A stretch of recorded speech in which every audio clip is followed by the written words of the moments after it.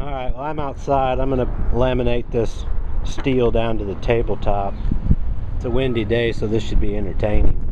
First thing I'm going to do is wipe it down with some lacquer thinner, get any of the oils off of it. Then I'm going to scuff it with some 220 on a sanding block. Then I'll wipe it down with lacquer thinner again, and that'll give it more bite. I'll go ahead and scuff the top of that table as well with some sandpaper.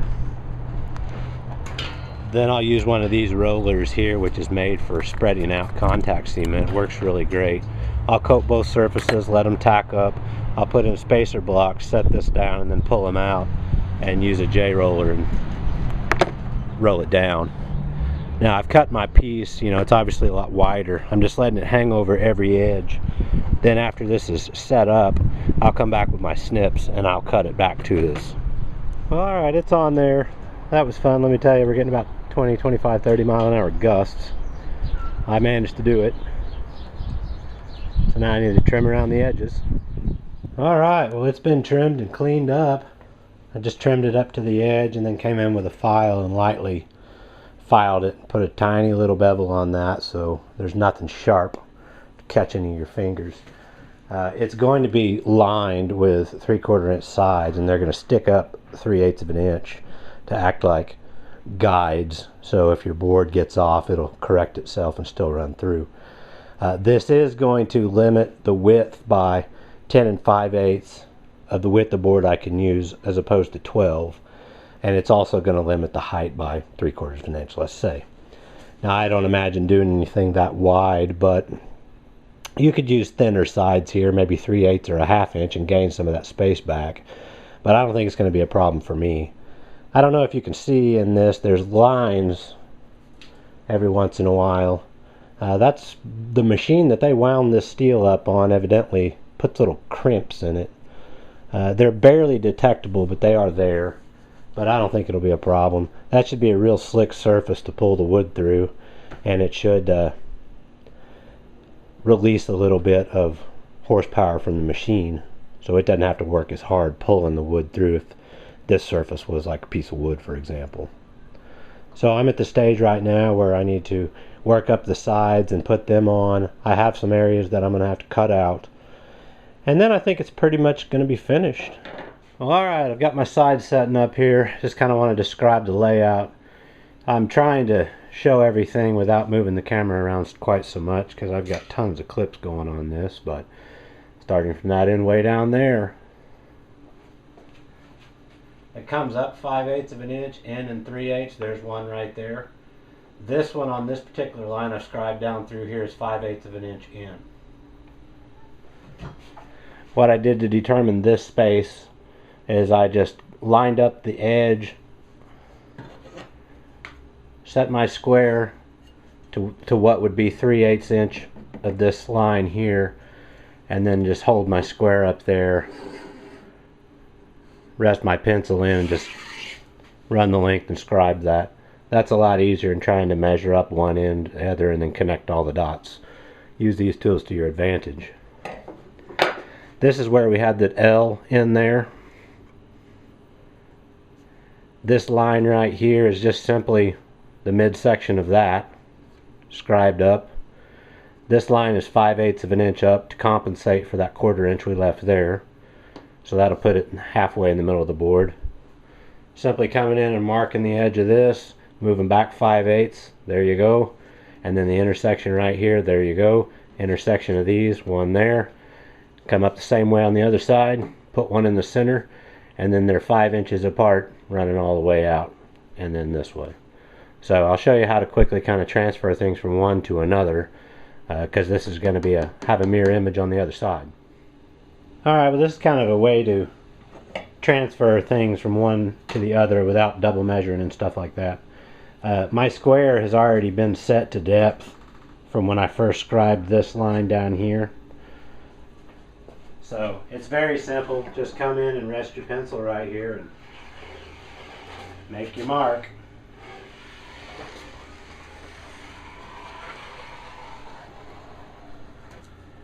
So those are my marks right there that I need to reference. I'm making sure my ends are flush, and they are. And now I just need enough to get across these. Very simple, just transferring this entire line over. Transfer the center mark down to this line. It's pretty self-explanatory stuff, but you know, some people may not know some quick tips.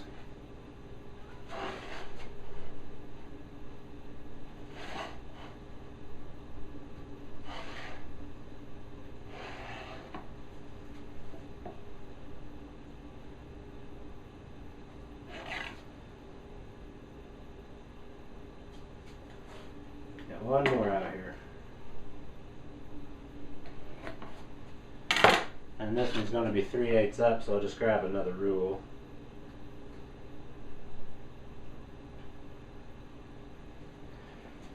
And for example, in this section right here, looks like I am 5/8 up. So I can do the same thing just by holding this at 5/8, and then I'm going to pinch the rule right there, and I'll do the same thing. So now I've got that line, and I've got that line, and I got a couple more I need to transfer. So there's one here, one here.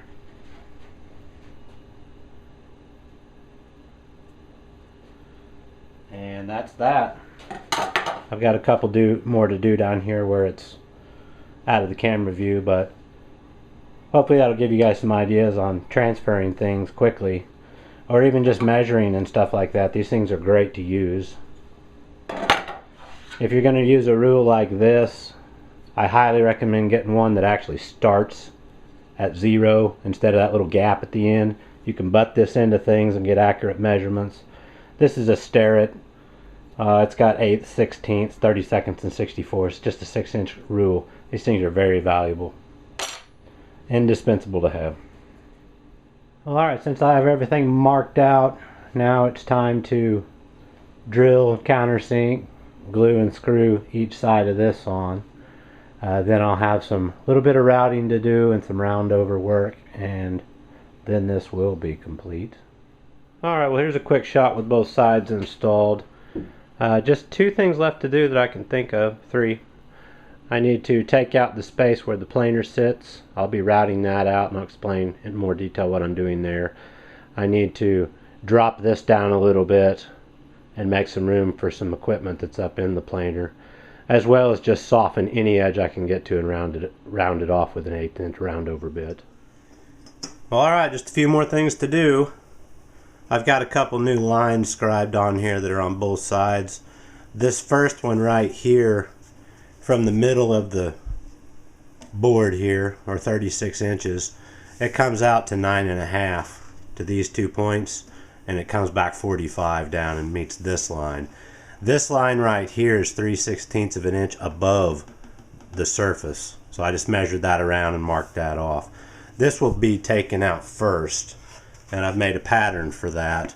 I'll just simply line up these edges, and I'm going to use this 1 inch or 3/4 inch bit and run that bearing along there. Secondly, I need to take out this section right here.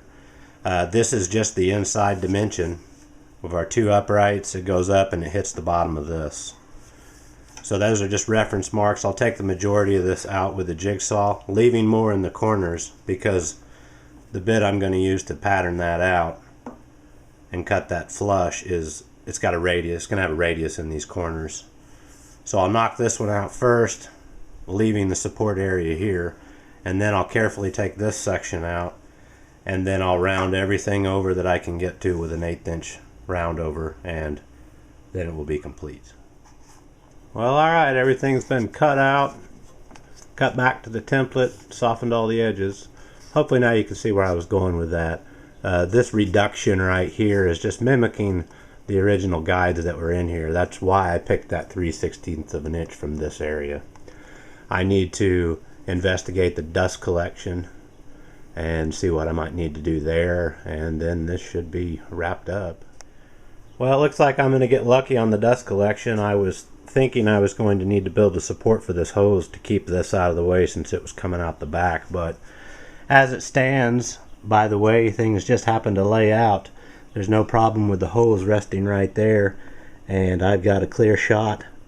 So I lucked out on that one. I'm not going to have to make anything else, and I'm kind of glad because this project's been dragging on and on and on with trying to film it, figure things out, this, that, and the other. Alright, well here's a shot of the whole thing put together finally. These are just some ideas on what one might do to make a stand like this semi-portable. It knocks down, it should store fairly friendly, which is why I made it like this. And you know, just some general ideas. I borrowed the idea of that through feed table off some things I'd seen online, and the stand I kind of conjured up on my own, like similar to a TV tray, like I said, the way it would knock down. It wasn't difficult to do. You know, I did have to kind of backtrack and figure some things out. My material has changed along the way, and all in all it seems to have turned out just fine. I'm going to shoot a separate clip with it in action so it's not quite so long and people can see it actually work, and we're going to test it out together. So I hope this helps you guys in some way. Thanks for watching and good luck.